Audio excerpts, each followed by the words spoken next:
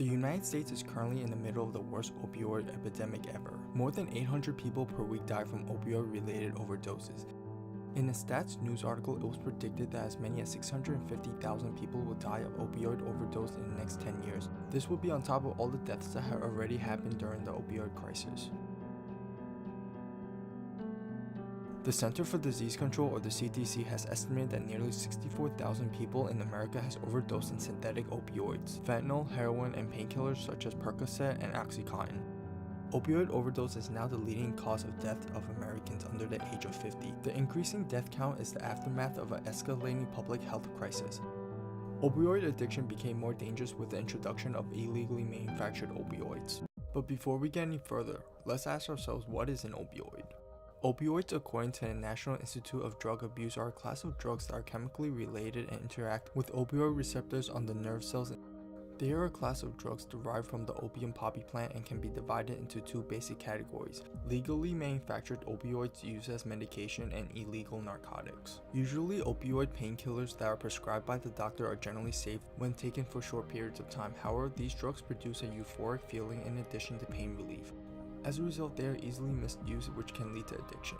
In the late 1990s, doctors and healthcare providers faced pressure to treat chronic pain, and pharmaceutical companies saw an opportunity. They pushed a new drug called OxyContin that was made of OxyContin, a semi-synthetic opioid loosely related to morphine.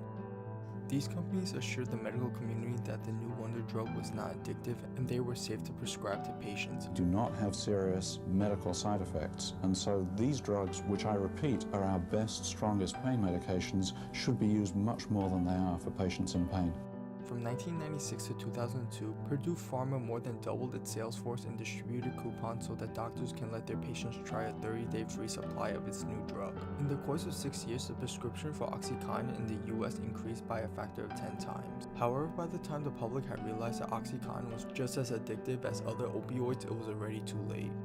Purdue Pharma was eventually fined $600 million for misleading the public, but the damage had already been done. Millions of people were addicts in 2002 and 5,000 people were dying per year. One of the first places that this new drug epidemic first hit was Central Appalachia, an area covering much of West Virginia and eastern Kentucky, known for their small towns, agriculture, coal mining, and lumber production. Traditionally one of the poorest regions of the country. With high rates of chronic pain and easy access to OxyContin, the pills became known as hillbilly heroin or poor man's heroin. People started to quickly abuse the prescribed drugs, and by 2000s, addiction had spread from coast to coast. OxyContin quickly went from being legally prescribed in doctors' offices and hospitals to illegally being dealt on the street corners. As time went on and the government cracked down on prescribed painkillers, opioid addicts moved on to stronger and illicit kinds of opioids, such as heroin and fentanyl, making the already widespread deadly epidemic that much worse. Fentanyl is considered by some law enforcement as a manufactured death because it's cheaper and 50 times more potent than heroin. The shockingly high deaths and the flood of illicit drugs in our street have become a national security concern. Most of the heroin that comes into the US is cultivated on poppy farms in Mexico, which is fueling a growing violence in Mexico as cartels grow richer and more greedy. Large amount of heroin is also produced in South American countries, particularly in Colombia, and trafficked to the United States by air and sea routes. However, most of the fentanyl that's sold illegally in our streets come from China.